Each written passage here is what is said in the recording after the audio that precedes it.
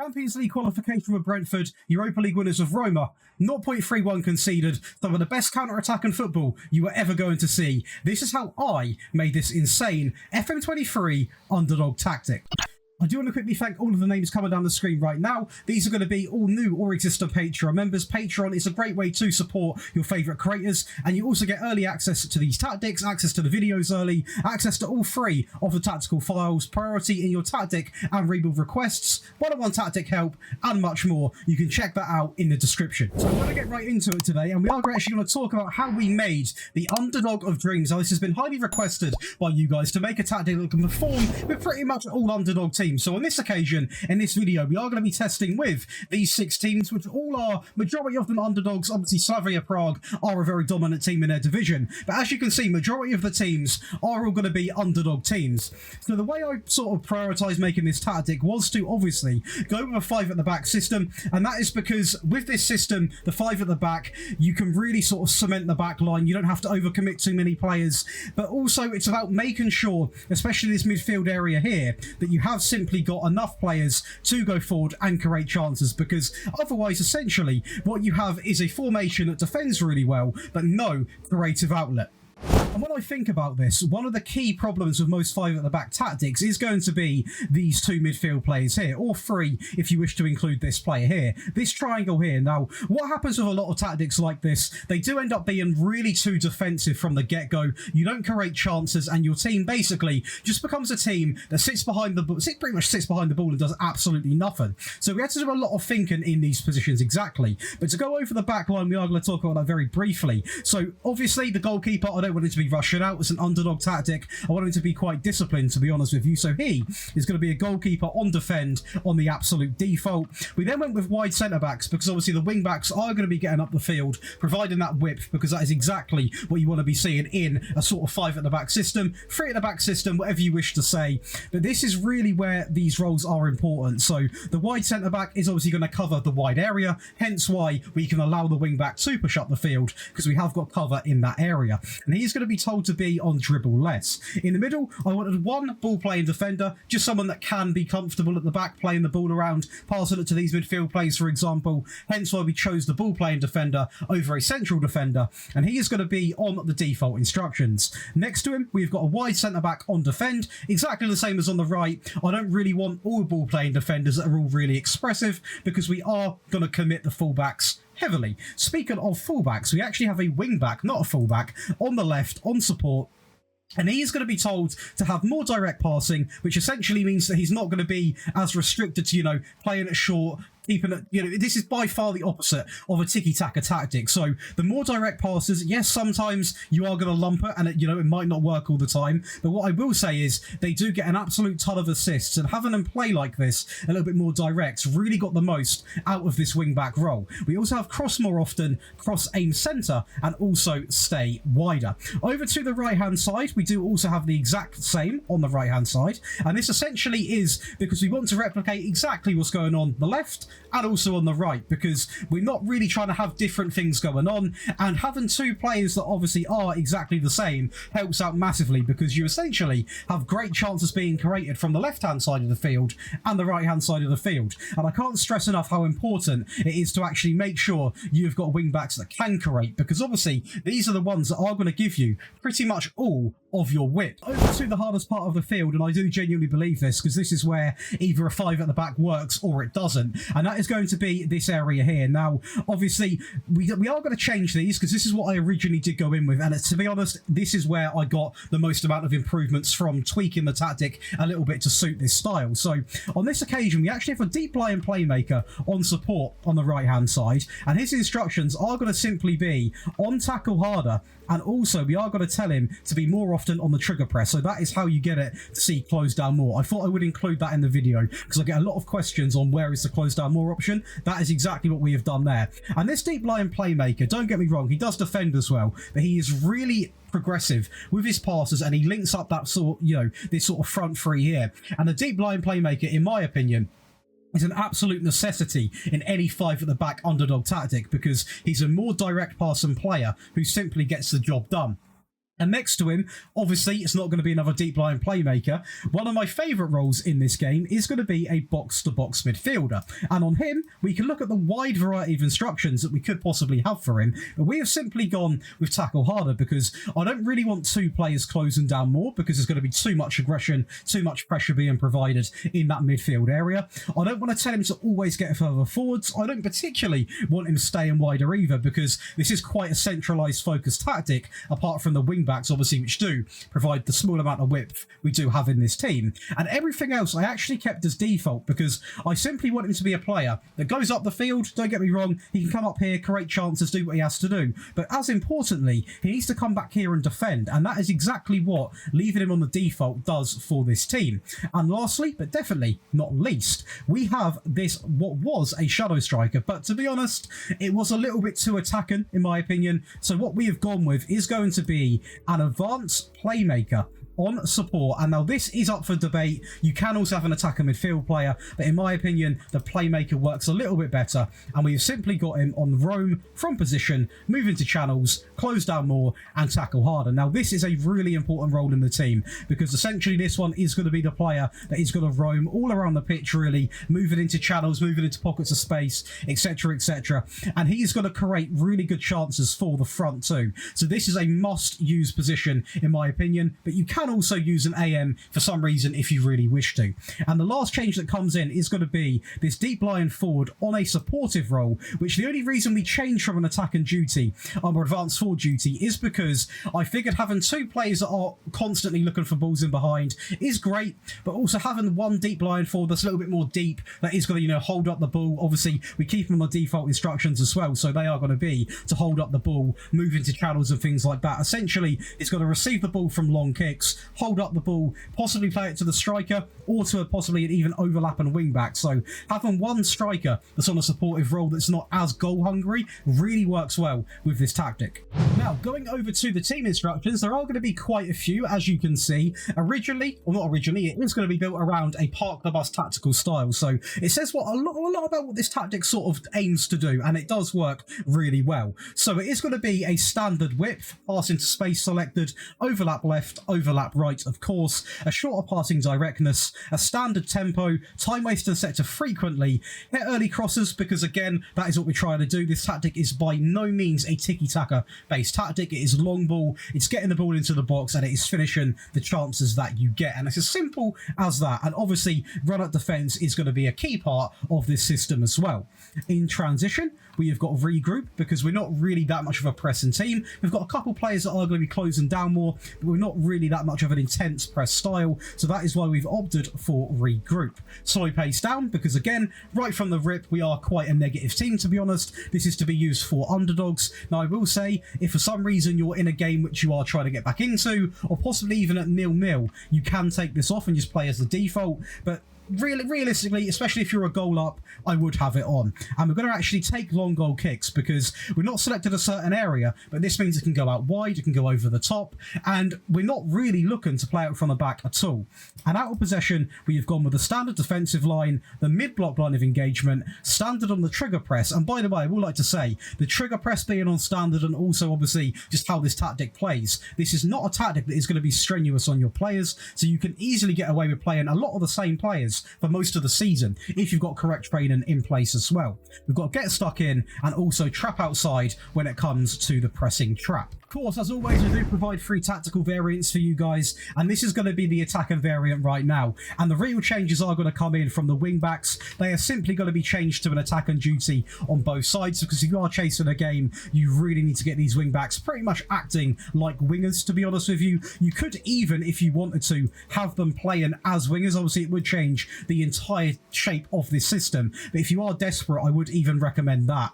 In terms of midfield, the box-to-box remains exactly the same, alongside of the deep line playmaker. Another change comes in up the field. That shadow striker does come back. I did obviously say in the default variant it was a bit too attacking, but if we are going to be purposely trying to go attacking, it doesn't hurt having a play that is more pushed up. And he is going to be on roam from position, close down more, and tackle harder. The deep line forward comes in on attack, so again, same role, but simply on an attacking duty. And the advanced forward remains exactly the same, on attack, on shoot more often. Over to the player instructions, the team instructions. It is now going to be onto positive. In possession, we're going to have fairly wide, pass into space. Still got the overlap options on. I'm pretty sure that's self-explanatory. Obviously, we still want to have the fullbacks going forwards. We've got a shorter passing directness, a slightly higher tempo. So we have opted for a little bit more of an aggressive style now because we are obviously a bit desperate to try and get back into the game or score a goal. In terms of the final third, we've got mixed crosses. Still aiming to hit the early crosses in because we don't want to change the entire way this system plays.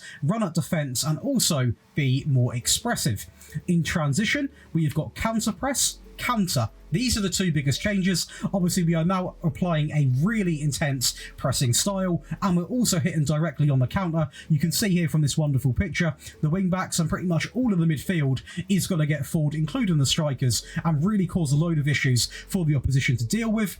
We are now also going to distribute the ball quickly because we are trying to get the ball back in play as soon as possible while taking long goal kicks. And out of possession, we've gone with a high defensive line, so a complete change from the default one because, again, we are now trying to chase the game, get a goal. The higher we push up the field, the lower they're going to be pushed back in their half, and that is pretty much how you put pressure on a team. With the high press line of engagement, much more often on the trigger press, get stuck in, and still remaining with the trap outside, pressing trap. Over to the defensive variant, and this is probably one of the most defensively made tactics I've ever made on this channel, and this is really to be used in the last 5 to 10 minutes tops. It is a real shut up shop blob. Can't even speak. That's how negative this tactic can be.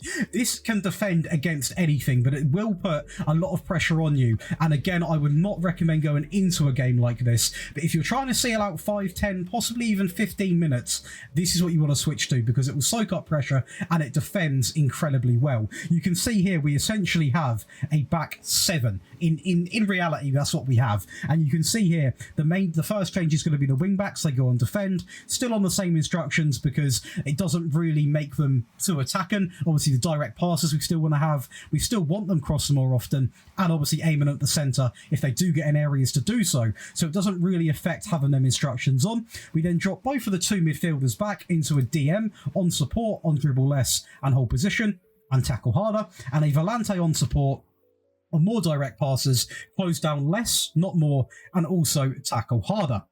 Up the field, we have the advanced playmaker comes back in, but he's slightly different compared to the default one. He's simply going to be on the default instructions, but with ease off tackles on. The deep line forward is on support on the default, and the advanced forward remains exactly the same. The only one, I believe, to remain exactly the same in all three of the tactical variants on shoot more often, on attack.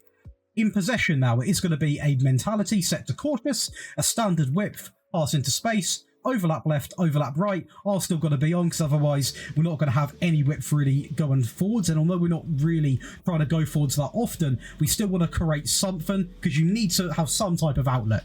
In terms of the passing directness, we've got standard, we've got a lower tempo, so this is really drop off, defend for your life type of vibes. Time wasting is going to be set to frequently.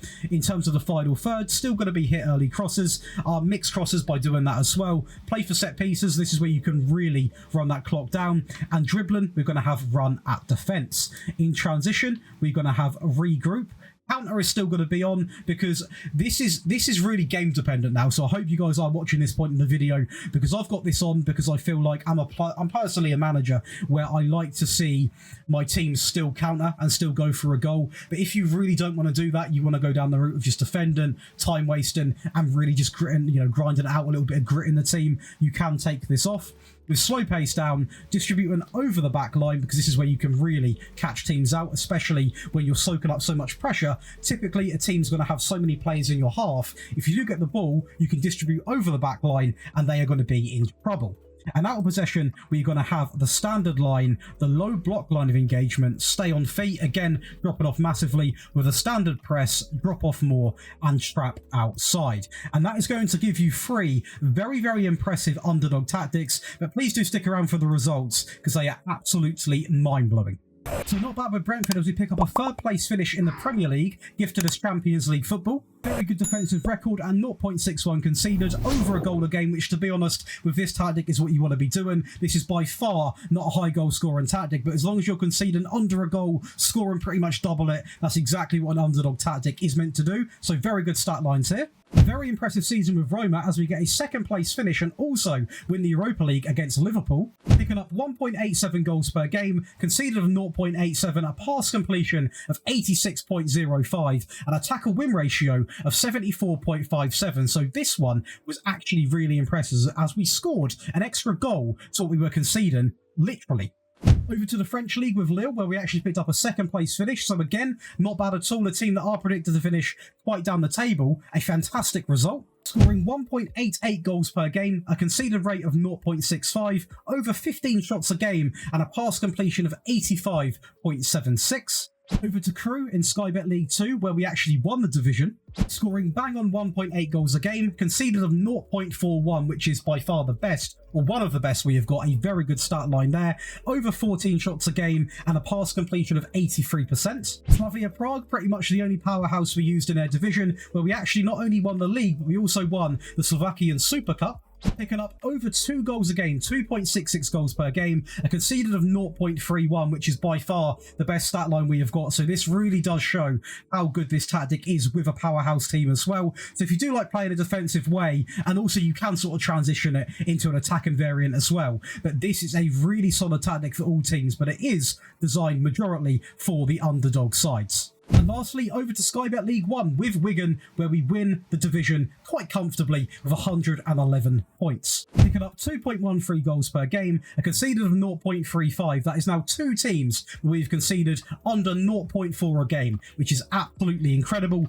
Over 16 shots a game, nearly 17. The pass completion have always been around 83 to 85%, which, to be honest, is actually really impressive considering this is not even meant to be that good at that sort of style of play. This is much of a direct approach tactic, so the results are really, really good.